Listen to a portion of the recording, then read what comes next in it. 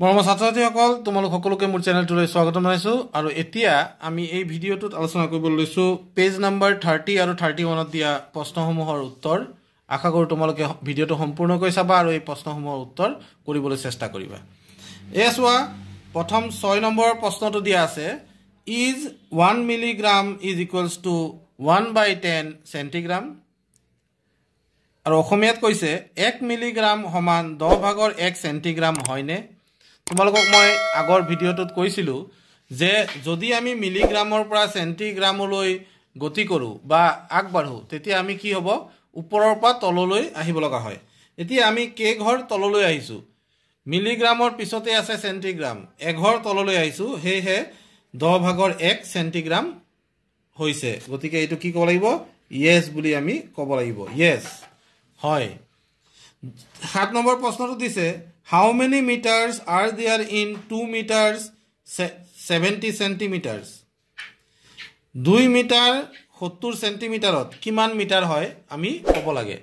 2 metre 70 সেন্টিমিটাৰত কিমান metre হ'ব আমি ক'ব লাগে গতিকে আমি কি বুলি কম সোৱা 2 মিটাৰ যোগ 70 সেন্টিমিটাৰ মানে কি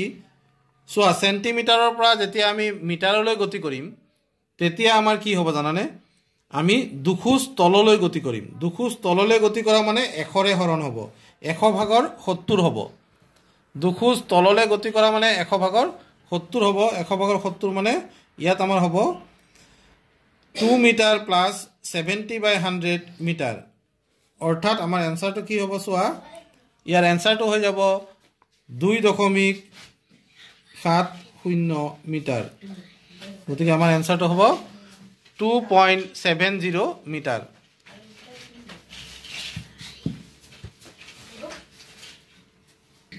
ইয়াৰ পিছৰ প্ৰশ্নটো দিছে 8 number 400 metre 400 metre is equals to dash kilometre 400 metre মানে কিমান কিলোমিটাৰ আমাক সুধিছে আৰু আমি যদি হেতু চাবলৈ যাওঁ 400 মিটাৰ মানে আমাৰ কিমান কিলোমিটাৰ হ'ব তোমালোকে ধ্যান দিয়া 400 মিটাৰ মানে কিলোমিটাৰত প্ৰকাশ কৰিব কৈছে গতিকে মিটাৰৰ পৰা যেতিয়া কিলোমিটাৰলৈ আমি যাম তেতিয়া আইজাৰ টেবুলখন চাবা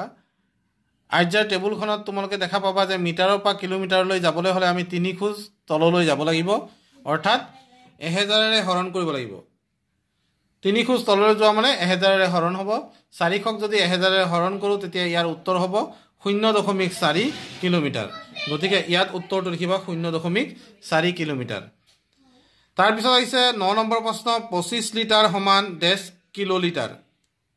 25 লিটাৰ মানে কিমান কিলোলিটাৰ আমি ক'ব লাগে এতিয়া চোৱা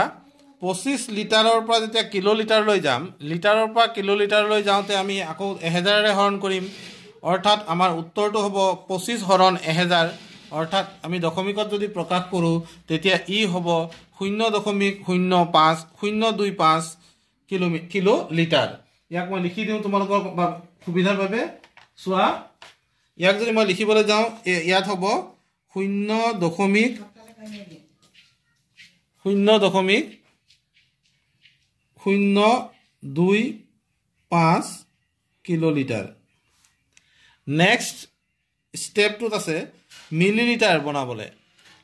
অৰ্থাৎ 25 লিটাৰক যদি মিলিলিটাৰলৈ কনভাৰ্ট কৰো তেতিয়া কি হ'ব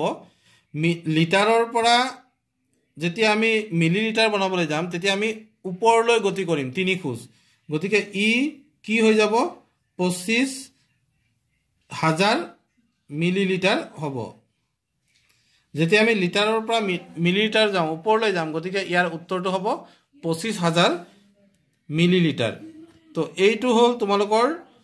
পেজ নম্বৰ 36 ৰ পৰা 9 লৈ দিয়া প্ৰশ্নসমূহৰ উত্তৰ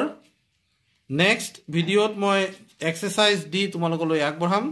তোমালোকে চাই থাকিবা আৰু এটা কথা মন কৰিবা কিবা বুজি নাপালে হুফালে দিয়া অসমীয়া প্ৰশ্নসমূহ অসমীয়াত দিয়া প্ৰশ্নসমূহ পঢ়িবা বুজিবলৈ চেষ্টা কৰিবা তাৰ পাছত এই ইংৰাজী উত্তৰবোৰ তোমালোকে কৰিবা